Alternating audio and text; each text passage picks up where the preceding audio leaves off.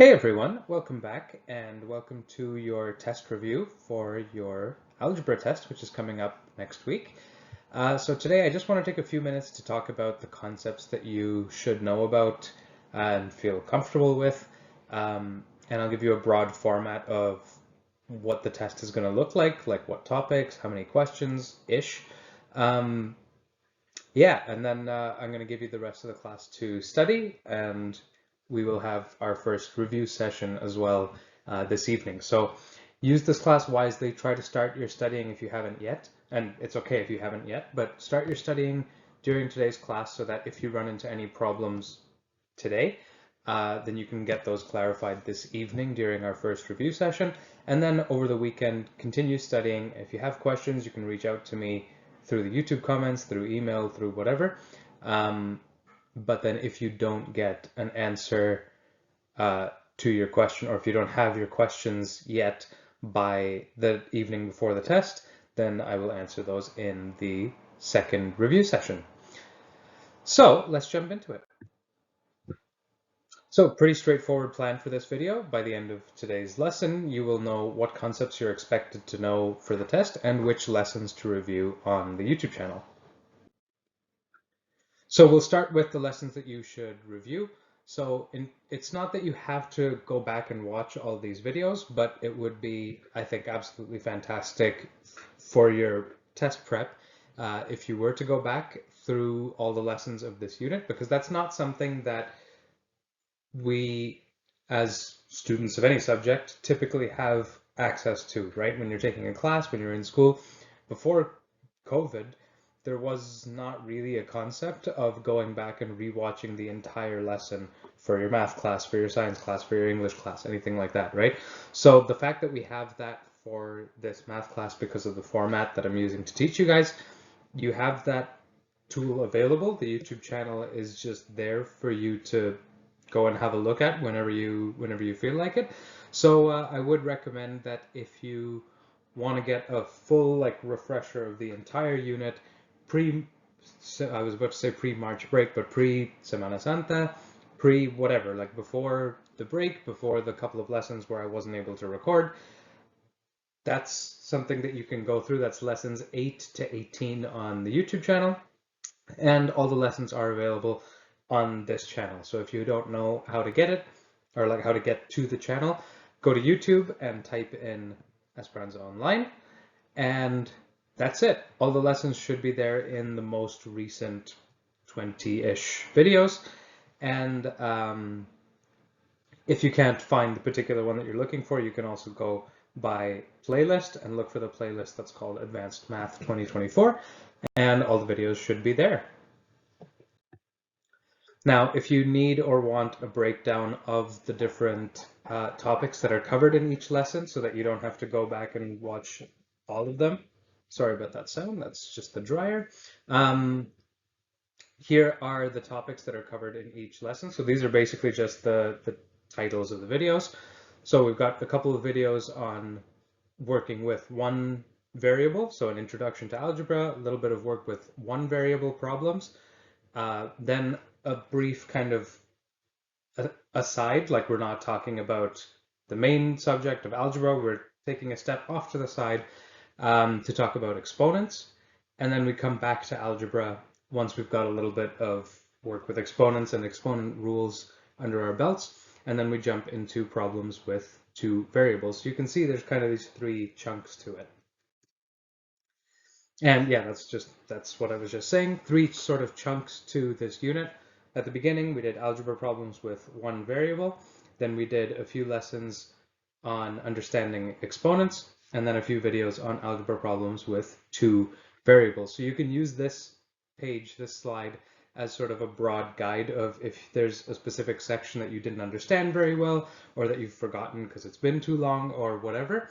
You can use this as a guide and think, oh yeah, you know, I should go back and rewatch lessons 12 to 14 because it's been a little while since I practiced exponents or something like that, right? And because you've seen all these videos now, what you can do to practice and to make sure that you know everything there is to know for the test is if you go back and you rewatch those lessons, if I'm doing an example for you, try and pause the video before I work through the example and solve it yourself. Try and solve it yourself, and then you can check it with the answer that I give you. So yeah, so you can use this as a guide for your studying. Now, this is a slide that you might want to pause on and just write these things down. So here's the broad format of the test. So it's kind of going to be in like 5 sections. I haven't finished making the test, but this is my rough plan for what the test will look like when it's done.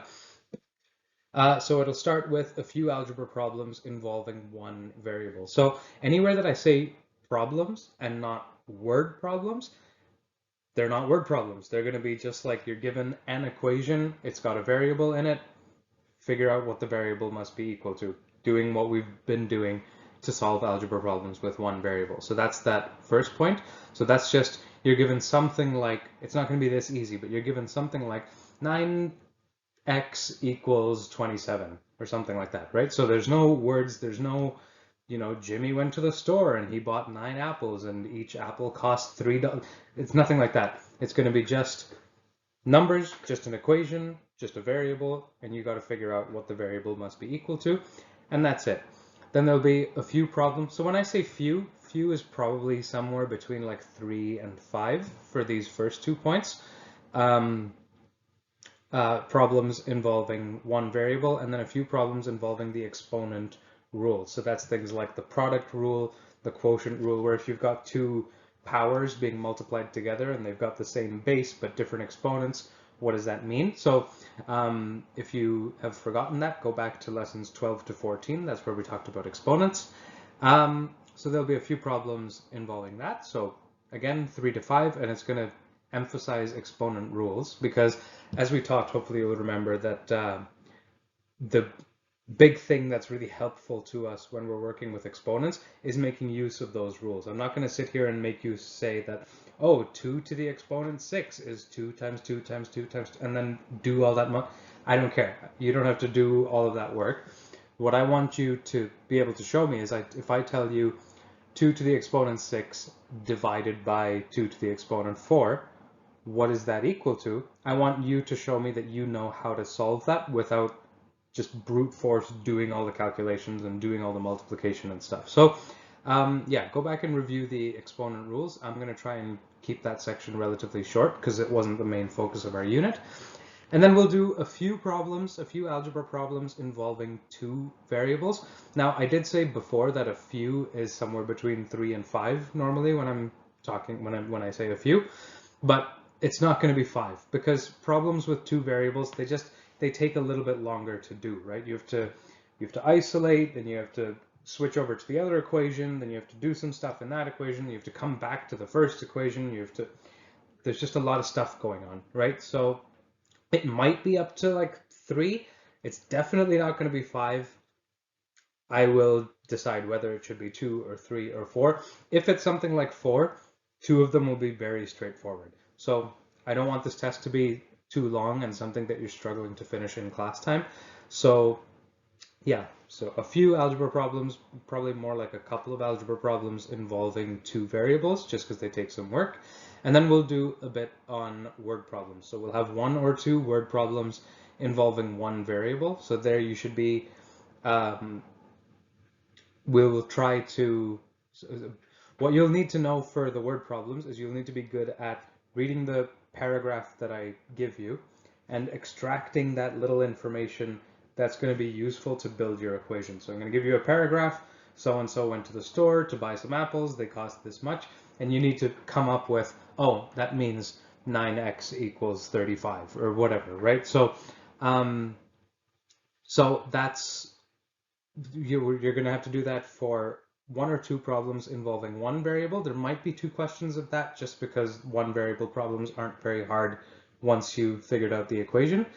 And then we'll have 1 word problem involving 2 variables. And again, like I said, because there are word problems, you've got to put in the work to figure out your equations, but also problems with 2 variables just take more time and take a little bit more work. So there's not going to be more than 1 question that's a word problem with 2 variables, just because that's already a lot going on. There might be a bonus question so that you can make up some extra marks. But that would be all. There are no word problems that are going to involve exponents. We're not going to bother with that because that wasn't the main focus of our unit.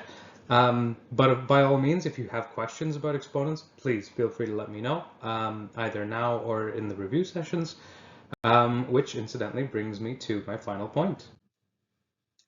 So a reminder that our first review session is tonight. Now, I've recorded this the day before, but anyway, our first review session will be tonight at 8 p.m. Dominican time, which should be the same time zone as what I'm in by that time.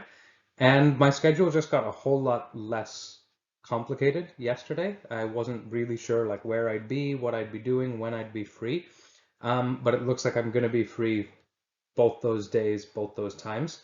So I should be able to host both of those review sessions for you.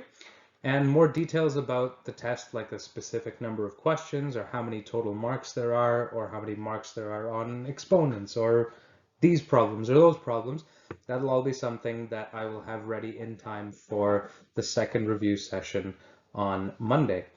So yeah, that's all. I wanted to keep this video fairly short, and good luck with your studying. And of course, let me know if you have any questions, but if not, good luck with your studying and good luck on Tuesday for the test, and I will see you guys in the next video. Have a good one.